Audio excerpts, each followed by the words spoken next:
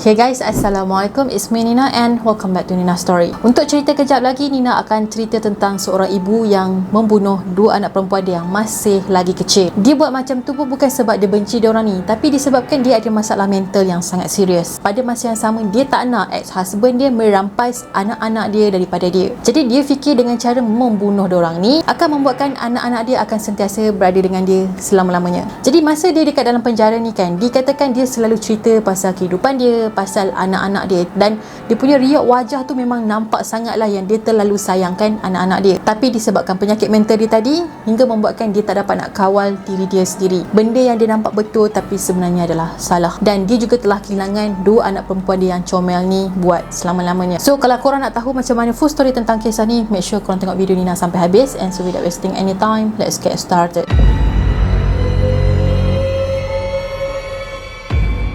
Semasa musim bunga di Barrie, Ontario yang terletak di Toronto, Canada, ada dua kanak-kanak perempuan yang berusia 3 tahun iaitu Serena dan adik dia Sofia 19 bulan kelihatan sangat happy, comel dalam sebuah video yang dirakam ibu dorang. Serena, it's August 8th, 2006. Happy birthday to you. Happy birthday to you. Happy birthday, Serena. Happy birthday to you. Oh, I love you more than that. How much does Mama love you? Sophia. Okay, is there Mommy? Yes. Hi.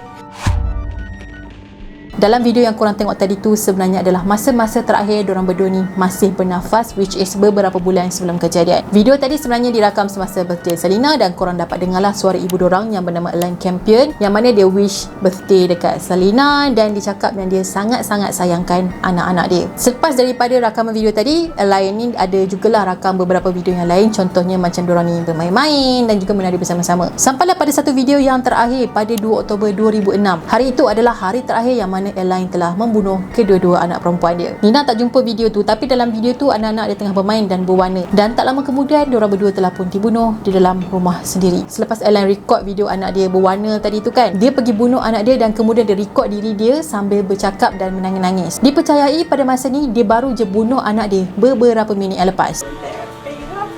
Everything's gone. Look deep down in you. You know what happened to you as a child. My parents never hit me. They never hurt me. They were always supportive. They were always loving to me. And I miss them terribly, terribly. And I wanted my babies to be with a loving family. And you denied that. You denied everything. Jadi dalam video tu dia menangis dan marahkan ex-husband dia yang bernama Leonardo yang dikatakan suka dera dia. Jadi dia tanya Leo sama ada Leo tu tengah happy sebabnya Leo dah pun menang. Dan Elaine cakap yang sekarang anak-anak diorang ni sedang dijaga oleh Tuhan dan sekurang-kurangnya anak-anak dia dan dia akan bersama di syurga. Elaine dengan suami dia Leo tadi ni sebenarnya dah pun bercerai pada Jun 2005 selepas Leo kena tangkap. Hubungan diorang berdua berakhir dengan cara yang tak baik dan diorang merebut hak penjagaan anak-anak. Punca Leo kena tangkap pun sebabnya Elaine mengaku yang sepanjang diorang berkahwin, Leo selalu dera dia. Kemudian Leo pun telah dihadapkan dengan 4 pertuduhan menyerang, 1 pertuduhan menyebabkan kecederaan di badan dan 1 pertuduhan mengeluarkan ugutan terhadap Elaine dan juga Serena. Sampailah pada 4 Oktober 2006, Elaine telah call polis dalam keadaan yang tenang dan mengatakan yang anak dia dah pun mati. Masa polis sampai dekat rumah diorang ni, Serena dan Sofia dijumpai pakai pakaian princess, pakai subang dan juga rantai, berpegangan tangan, rambut diorang diikat dan terbaring di atas katil ibu dorang. Badan dorang pula dikelilingi dengan anak-anak patung ataupun barang mainan dorang dan ada tasbih yang telah diletakkan di tangan dorang. Serena dan Sofia dipercayai telah dibunuh 2 hari sebelum polis jumpa dorang. Sebabnya masa polis sampai dekat sana dan cek keadaan dorang, badan dorang ni dah mula mereput dan ada tanda-tanda perebutan. Sebenarnya Elaine ni telah mengambil masa selama 33 jam untuk call polis dan admit apa yang dia dah buat. Elaine telah tenggelamkan ataupun lemaskan anak-anak dia sebabnya satu je, sebab dia tak nak ex-husband dia ambil anak-anak dia daripada dia. Sebabnya beberapa hari sebelum kejadian ni, diorang berdua dah ke mahkamah untuk perbicaraan hak penjagaan. Masa dekat mahkamah pun diorang berdua dah bergaduh pasal anak-anak. Lepas tu si Leo ni cakap yang Elaine tak akan jumpa lagi anak-anak diorang kalau dia dapat hak penjagaan. Leo juga akan cerita dekat semua orang yang sebenarnya Elaine ni telah gila dan dia tak layak untuk mendapatkan hak penjagaan. Dah lah pada masa tu Elaine ni memang ada masalah mental kan. Jadi bila dia kena pressure macam tu, so dia dah tak boleh fikir dengan waras dah. Apa yang dia fikir masa tu, dia tak nak nak Leo rampas anak-anak dia. Tapi apa yang Leo cakap pasal dia gila tu memang betul lah. Sebenarnya Elaine ni memang ada masalah mental yang teruk. Dia pernah masuk ward selama sebulan sebabnya dia cuba untuk membunuh diri dan mental dia memang tak stabil. Dia pernah beritahu doktor yang ada 2 orang ni cuba nak bunuh dia dan culik anak dia. Bukan tu je tau, dia juga pernah berkhayal nampak alien dekat airport. Pada masa tu dia hantar mak dia pergi ke airport. Lepas tu dia terus balik ke rumah mak mertua dia dan cepat-cepat beritahu dekat mak mertua dia yang dia nampak alien dekat airport. Jadi tak tahulah apa alien yang dia nampak tu, kepala hijau ke kepala biru ke, dia tak pastilah. Selain ada perangai pelik yang lain ni, sebenarnya Elaine juga tak benarkan anak-anak dia untuk menyentuh benda-benda yang berwarna merah sebab bagi dia warna merah ni macam warna darah. Bukan tu je, dia juga tak akan parking kereta dia dekat sebelah kereta yang berwarna hitam. Tapi ada satu je persoalan dekat sini. Dia memang sayangkan anak-anak dia dan dia sedar tak apa yang dia buat pada hari kejadian. Bayangkan dia tenggelamkan kepala anak-anak dia ke dalam tak mandi sementara diorang tu tengah bergelut nak keluar daripada air tu dan cuba untuk bernafas. Sampailah diorang ni berhenti bernafas dan meninggal. Mungkin pada masa tu dia fikir apa yang dia buat tu betul dan tak ada sesiapa pun yang dapat rampas anak-anak dia daripada dia. Tapi sebenarnya dia sendirilah yang telah merampas anak-anak dia daripada diri dia sendiri. Jadi selepas Elaine kena tangkap, dia telah didakwa dengan 2 tuduhan pembunuhan. Video-video rakaman anak-anak dia sebelum ni telah dijadikan sebagai bahan bukti, termasuklah dakwaan penderaan bekas suami dia dan rekod dia sebagai pesakit mental sebelum ni. Jadi masa dia dalam tahanan polis ni kan, dia pun ceritalah macam mana kronologi kejadian, macam mana dia ambil nyawa anak-anak dia. Jadi dia cerita dia bawa anak berdua dia ni masuk ke dalam bilik air dan masuk ke dalam tap mandi yang berisi dengan air. Masa tu dia cakap dekat anak-anak dia, jom kita main tiup buih dalam bilik mandi. Disebabkan anak-anak ni percaya dengan kata-kata mak diorang, jadi diorang pun ikutlah cakap dia. Tapi lain yang jadi bila si emak ni pegang kepala kedua-dua anak dia ni, rendam ke dalam air sehinggalah diorang ni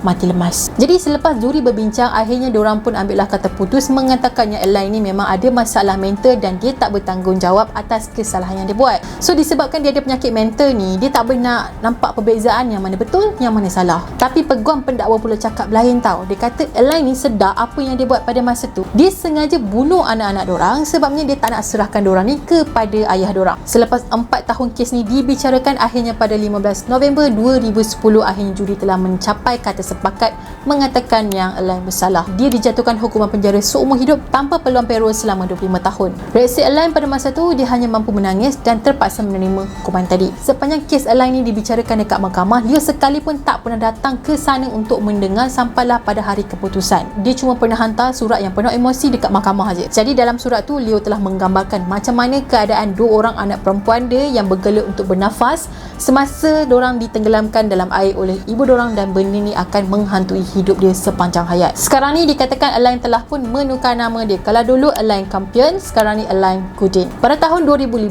sepatutnya Elaine ni dah layaklah untuk mendapat peluang parol, tapi dia punya rayuan tu telah ditolak. Pada tahun 2022 pula, dia telah menjadi banduan teladan sebab dia bekerjasama dan berkelakuan baik dalam tahanan. Even masa dia dekat dalam penjara pun, dia masih lagi mendapat rawatan mental. Pada tahun 2023 pula, lembaga Parole Canada telah mengesahkan ada banyak kemajuan positif dalam diri Elaine. So maybe lepas ni Elaine akan dapat parole selepas pihak berkuasa mengesahkan dan yakin yang dia tak akan membawa masalah dalam masyarakat. Sejak kes dia dibicarakan dekat mahkamah, Leo memang tak pernah munculkan diri. Even sekarang pun tak tahu apa khabar berita tentang si Leo, sama ada dia kahwin lain ke atau tak. Semua orang tak tahu. Bila tengok video budak-budak tadi tu kan, rasa macam sedih je sebab diorang tu comel, tak tahu yang mak diorang ni ada masalah mental, yang berperang dengan diri sendiri, berperang dengan penyakit yang dia hadapi selama ni. Nak pula dapat ex-husband yang memang toksik gila, lagilah membuatkan mental dia semakin teruk. So Nina nak tahu pula lah pendapat korang tentang kes ni macam mana. So kalau kat Malaysia kan, ada ke macam agensi ataupun badan-badan kerajaan yang macam mana yang memberi kaunseling kepada ibu-ibu yang ada masalah mental, ataupun pantau ibu-ibu yang ada masalah mental ni supaya tak mencederakan anak-anak diorang, ada ke tak? Tapi Nina rasa Malaysia patut wujudkan satu agensi lah kan, khas untuk ibu-ibu yang ada masalah mental macam ni. Sebab itulah kalau datang penyakit diorang tu kan, diorang macam dah tak boleh nak fikir apa yang betul, apa yang salah. Silat-silat hari bulan diorang fikir ambil nyawa anak diorang ni pun adalah bukan sesuatu perbuatan yang salah. Korang setuju tak kalau Malaysia wujudkan agensi macam ni? Ataupun memang dah ada tapi Nina je tak tahu? Kalau ada, cuba komen sikit dekat bawah, okay? So kepada ibu-ibu dekat luar sana yang pernah terfikir nak tamatkan nyawa anak-anak dan diri sendiri, Nina harap korang kuat dan Allah sentiasa melindungi korang korang. Walau apa jua masalah korang, tolong jangan biarkan diri korang sorang-sorang je tanggung. Cari orang yang korang percaya untuk meluah, terutamanya si suami lah. Sebabnya suami ni lah yang paling rapat dengan kita dan diorang je yang boleh bantu kita untuk kurangkan pressure dalam diri kita. Jadi sebelum korang bertindak melulu, terlalu overthinking, korang patut tenangkan diri, berzikir dan luahkan perasaan dan masalah korang ni kepada suami korang. Okey? Jadi ni rasa cukup sampai sini saja untuk video kita pada kali ni, dan Nina harap korang suka dengan video yang Nina kongsikan tadi. Kepada korang yang belum lagi subscribe channel Nina, korang boleh subscribe di bawah dan turn on notification, dan jangan lupa untuk follow Nina di TikTok dan juga Instagram. Kita akan jumpa lagi next video. Bye bye. Assalamualaikum.